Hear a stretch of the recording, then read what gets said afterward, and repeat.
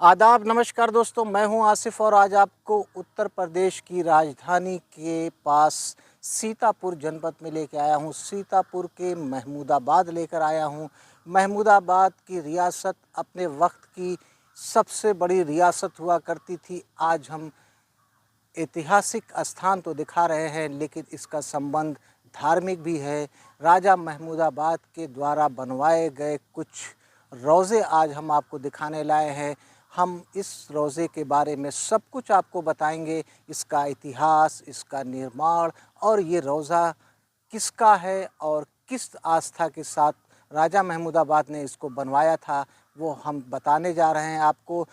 थोड़ा सा ये वीडियो आज हमारा अलग है। हम ऐतिहासिक स्थान के साथ साथ इसमें जो धार्मिक आस्था जुड़ी है वो भी आज आपको हम बताएंगे। हमारे सामने आप देखें, ये जो रोज़ा नज़र आ रहा है, कितना शानदार रोज़ा है। अगर इसकी बनावट और इसकी नक्काशी देखेंगे तो आप देखते ही रह जाएंगे। बहुत ही खूबसूरत रोज़ा है। हम पास चलते हैं और इसकी नक्काशी और इसके वास्तुकला के साथ साथ इसके महत्व को भी बताते हैं।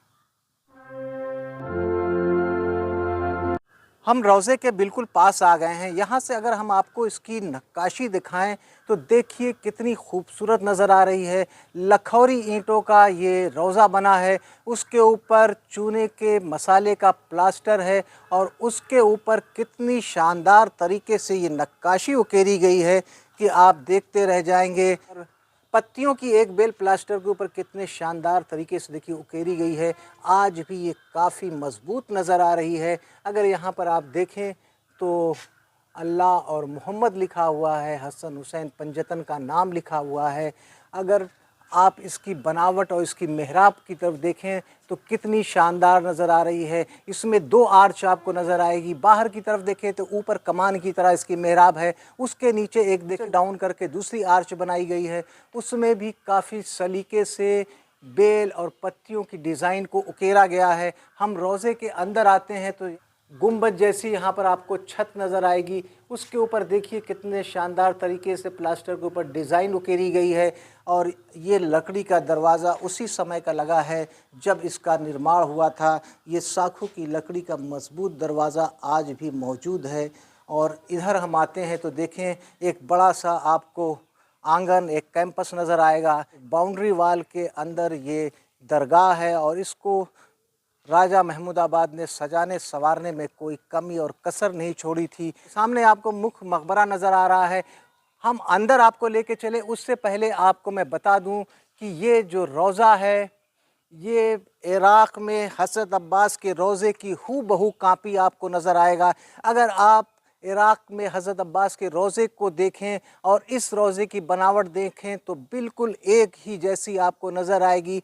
चाहे उसका ये गुंबद हो, चाहे उसकी ये मीनारें हों, इनकी बनावट बिल्कुल वैसी है। बस इसमें एक थोड़ा सा ये फ़र्क है कि जो इस पे नक्काशी की गई है, जो इसमें सजावट की गई है, यहाँ के स्थानीय वास्तुकला है, लेकिन इसका जो स्ट्रक्चर है वो पूरी तरह से इराक़ में हज़रत अब्बास के रोज़े की कॉपी है। हम रोज़े के पास चल रहे हैं। आपको बताएंगे कि मौला हज़रत अब्बास कौन थे और इसके निर्माण से जुड़ी तमाम अहम जानकारियां देंगे जो शायद अभी तक आपको नहीं पता थी। सामने जो आपको दरवाज़ा नज़र आ रहा है, इसके अंदर मौला हज़रत अब्बास का रोज़ा है, लेकिन अभी हम अंदर ना जाकर आपको इसकी वास्तुकला यहाँ से दिखाएंगे। ये एंट्रेंस गेट है और इसके ऊपर एक ऊंची मेहराब नज़र आ रही है और सामने आपको दरवाज़ा नज़र आ रहा होगा। लेकिन आपको मैं बाहर का जो हिस्सा दिखाऊं और चूने के मसाले उखड़ चुके हैं। ये चूने का बना हुआ है, मैंने आपको पहले भी बताया था। और उसके ऊपर कितनी शानदार तरीके से डिज़ाइन उकेरी गई है। हम रोज़े के इस तरफ का हिस्सा दिखाएं, यहाँ पर भी देखें तो कितने शानदार तरीके से आपको इसकी वास्तुकला नज़र आएगी। इसके ऊपर जो पेंटिंग की गई थी ये उसी वक्त की है, लेकिन आज भी ये मौजूद है। हम इधर आते हैं तो देखिए एक हमको कुआं नज़र आ रहा है और एक हौज़ भी हमको नज़र आ रहा है। किसी समय इस कुएं का पानी निकाल कर इस हौज़ में इकट्ठा किया जाता था जब पानी का साधन नहीं हुआ करता था। आपको रोज़े का व्यू दिखाएं तो देखिए कितना शानदार नज़र आ रहा है। सबसे पहले आप अपनी निगाहों को इसकी मीनार पर लेके जाइए। देखिए सीधी बिल्कुल खड़ी मीनार है, उसके ऊपर फिर मीनार की चौड़ाई ज़्यादा हो गई है और उसके ऊपर आप निगाह लेकर जाएं तो फिर देखिए एक नुकीली मीनार है और गुंबद पे आप अगर डिज़ाइन देखें इतनी खूबसूरत नज़र आ रही है। हालांकि उस पर पेंटिंग अब ख़राब होती जा रही है, लेकिन जो डिज़ाइन और नक्काशी है वो बहुत ही खूबसूरत नज़र आ रही है। हम इस तरफ आपको लेके चलते हैं। यहाँ से देखें कि मेहराब की आकृति को उकेरा गया है और उसके अंदर कटिंग करके जो डिज़ाइन बनाई गई है और बीच बीच में फूल की आकृतियों को कितने शानदार तरीके से उकेरा गया है। हम अंदर चलें उससे पहले इधर का आपको गेट का व्यू दिखाना चाहेंगे। मेन एंट्रेंस है, उस गेट का व्यू कितना शानदार नज़र आ रहा है। अंदर प्लास्टर के ऊपर कितनी बारीकी से पत्तियों को और बेलों को बनाया गया है, देखते ही बनता है।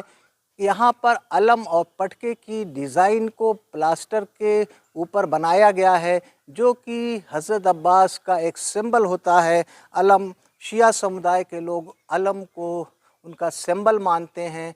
वो हम सब कुछ आपको रोज़े के अंदर चल के बताएंगे।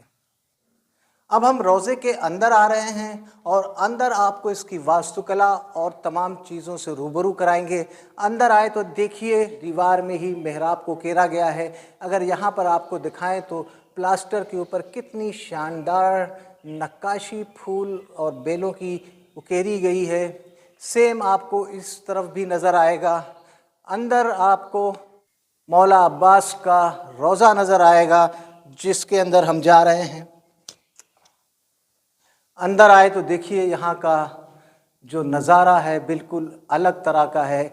हमारे बाईं तरफ मेंबर लगा है, जहाँ पर बैठ के इमाम वाक़े करबला को बयान करते हैं।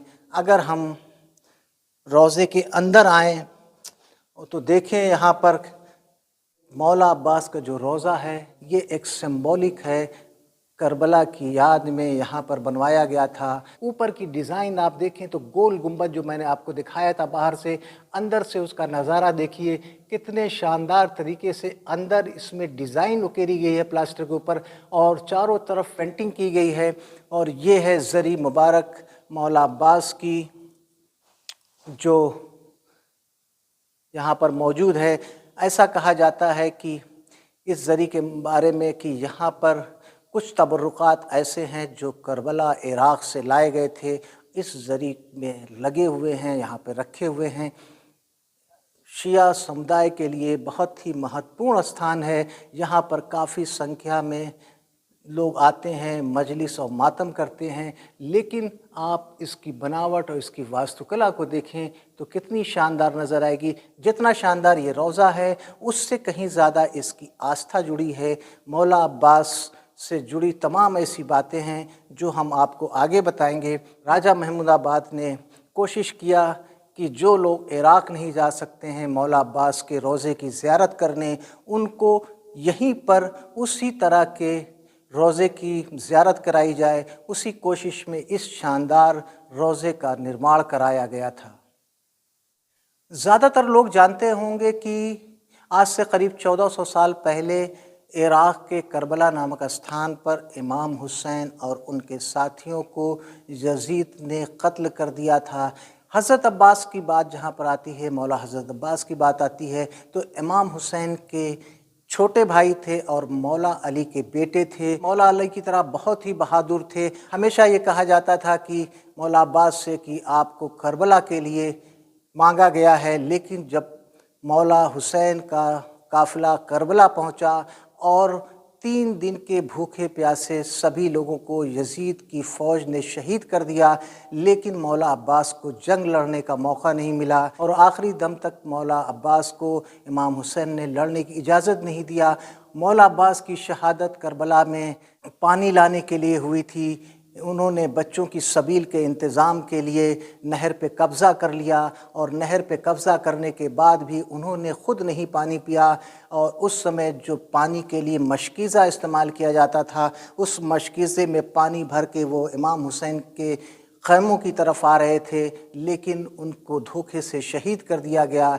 मौला अब्बास ने अगर जंग की होती तो शायद करबला का कोई अलग ही मंज़र होता, कोई अलग ही दास्तान होती, लेकिन अल्लाह को, रसूल को और इमाम हुसैन को ये पसंद नहीं था, क्योंकि करबला इमाम हुसैन की सब्र की जगह थी और उन्होंने सब्र दिखाया। और मौला अब्बास को इसीलिए वफ़ा का सिंबल कहा जाता है। मौला अब्बास से जुड़ी तमाम बातें हैं, यहाँ पर मैं आपको शॉर्ट में बता रहा हूँ। आपको इनके बारे में जानना है तो आपको अगले वीडियो में बताएंगे। आज का हमारा वीडियो आस्था से जुड़ा हुआ है, मौला अब्बास की वफ़ा से जुड़ा हुआ है, जिनको लोग बहुत ही आस्था, बड़ी उम्मीद के साथ मानते हैं। दोस्तों, आज हमने सीतापुर जनपद के महमूदाबाद में राजा महमूदाबाद का बनवाया मौला अब्बास का रोज़ा दिखाया। धार्मिक आस्था के साथ लोग यहाँ पर आते हैं। उम्मीद है कि आपको हमारा ये वीडियो और जानकारी पसंद आई होगी। अगर आपको हमारा ये वीडियो पसंद आया तो आप हमारे चैनल हिस्टोरिक आसिफ को लाइक कीजिए, सब्सक्राइब कीजिए और इसी तरह के वीडियोज़ को देखने के लिए हमारे साथ जुड़िए। इजाज़त दीजिए आसिफ को। फिर मिलते हैं किसी नई जगह कुछ नई चीज़ों के साथ। तब तक के लिए जय हिंद, जय भारत।